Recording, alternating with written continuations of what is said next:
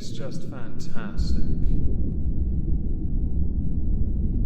Captain's Log, Subdate 220131.2. As we reach the end of January, I've had to start processing mandatory crew reports whilst I'm still travelling back to the Arcadia. Now, when I do books, should I reprimand him, or should I tell Subfleet that he's currently assigned the task of a glorified Hoover? On the screen, you're going to notice a slightly different avatar to usual, so I thought I'd quickly explain why we're using this today. Over the weekend, I found out through a channel called Mitch, linked to him in the pinned comment down below along with the sources for the main topic of the day, that a fellow creator that we both knew and introduced us to so many other, let's say, anti-SJWs and skeptics, passed away over Christmas. He was quite young, exceptionally young, bright, talented, and very funny. His name was Chris Marlborough. His channel name was Feminism is for Nobody, which then later changed to Fiffin because he didn't care anymore. In my avatar's arm, you'll see a cage with a big red inside. He explicitly asked for that to feature in every single video I ever made, and I kinda said I would,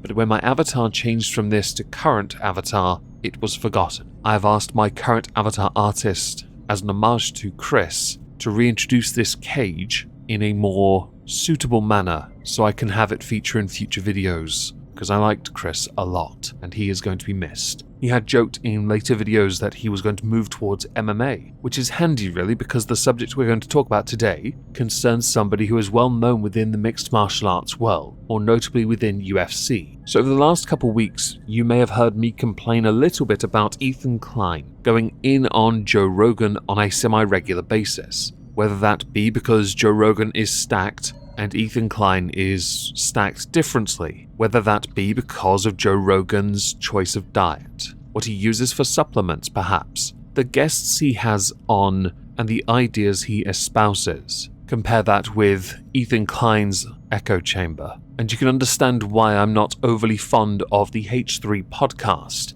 That's not a shot at those that do enjoy it, only that I don't agree with what he says. Nothing more than that. I want to be clear of that, because some people will undoubtedly go, "Oh, but Meg, if you hate him, it's like literally hating the millions that follow him." Shut up, Deaf Noodles, please. You are intellectually stunted and you know it. During last week's This Week at Twitter, or Twat, we discussed how Joe Rogan and Neil Young were trending on Twitter because Neil Young demanded Spotify either remove Joe Rogan or take his music off their platform, to which Spotify removed Neil Young's music off their platform. Now my view was simple. Spotify had invested $100 million to get him exclusively on their platform, off of YouTube, over there. And they did in fact censor some of the episodes they were re-uploading to Spotify. They removed them. I believe Alexlbnz was one and Sargon of Akkad another. So there are many arguments that can be made quite successfully when it comes to Spotify and their selective approach to certain content that might well challenge their ideas.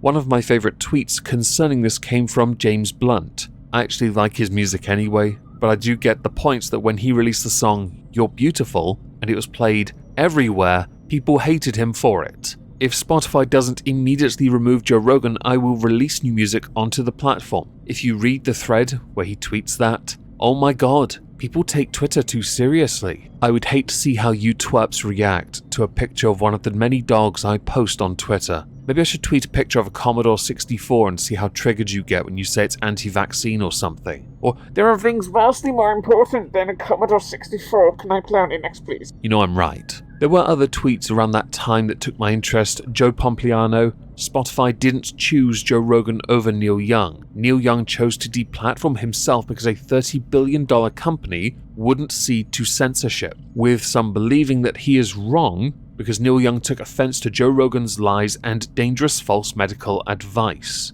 Other platforms censor this. He is standing up for what he believes, good for him. The thing is, a lot of the people that say this are the same people that will only watch the clips of a podcast, or listen to the clips of a podcast. If you don't listen to the entire show, or listen to enough of the content, you don't have the full context. All you have is quote-mined and cherry-picked to perfection content that solely exists to bait you into having a reactionary response, which is where a lot of the people who complain about Joe Rogan seem to go, because Joe Rogan does get challenged on his shows. You would know this if you watched. You would know this if you listened. As a response to Neil Young requesting he be removed from Spotify along with other artists, oddly enough, Spotify lost $4 billion in market value, with shares being down 12% at the end of Friday, January the 28th. And that comes from data from NASDAQ against a broader index that was flat over the same period. The hashtags delete Spotify and cancel Spotify no doubt did not help.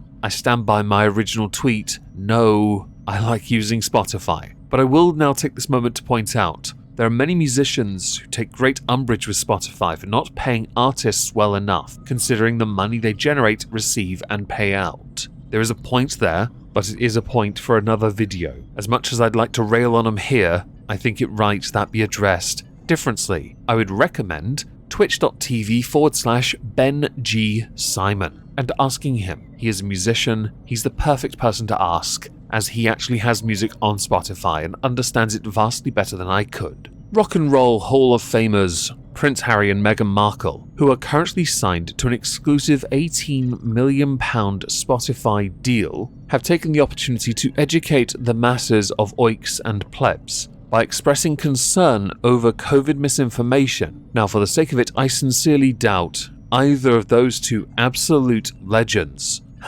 are ever going to walk away from Spotify with the money on the table, and they're going to be very selective with what they choose to say so as to criticize Spotify or look like they are criticizing Spotify while simultaneously not, because they wouldn't want to risk losing money from Daddy Warbucks Spotify. A spokesman for the Sussexes has said that since the inception of their not-for-profit organization Archwell, we have worked to address the real-time global misinformation crisis. Hundreds of millions of people are affected by the serious harms of mis- and disinformation every day. Last April, our co-founders began expressing concerns to our partners at Spotify about the all-too-real consequences of COVID misinformation on its platform. We have continued to express our concerns to Spotify to ensure changes to its platform are made to help address this public health crisis. We look to Spotify to meet this moment and are committed to continuing our work together as it does. See, I was right. It's about criticizing but not at the same time. And as far as the COVID misinformation goes, there's this problem going around where people think the only people that can talk about COVID and facts concerning it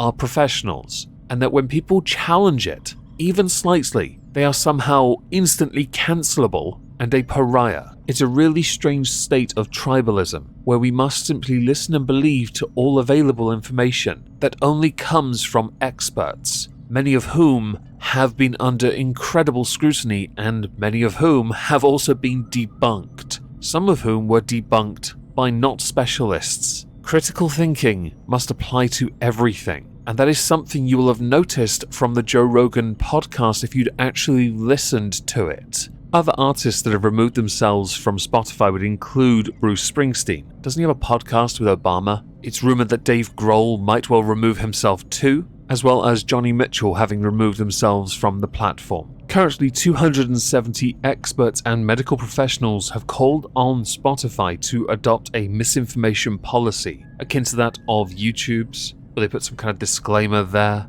Instagram does it too when you challenge things. It's quite cringy. During episode number 1757 of the Joe Rogan Experience, Dr. Robert Malone compared the US to Nazi Germany and said today's society was suffering from a mass formation psychosis over the use of vaccines, also claiming to be part of the team that invented the mRNA technology used in the COVID-19 jab, also saying that pharmaceutical companies administering vaccines such as Pfizer and Moderna have financial conflicts of interest. While I'm very much aware that the words came out of someone else's mouth, and that because people believe that it was on Joe Rogan's platform, it is of course Joe Rogan's fault, at the same time, he's not pushing disinformation, he is having people present their views and letting the people decide, and challenging when he can challenge. As a consequence for all that's happened and all that's transpired and all that's unfolded, Joe Rogan has apologized via a video, vowing to balance things out, saying, if I pissed you off, I'm sorry. It's a strange responsibility to have this many viewers and listeners. It's nothing I've prepared for. I'm going to do my best to balance things out.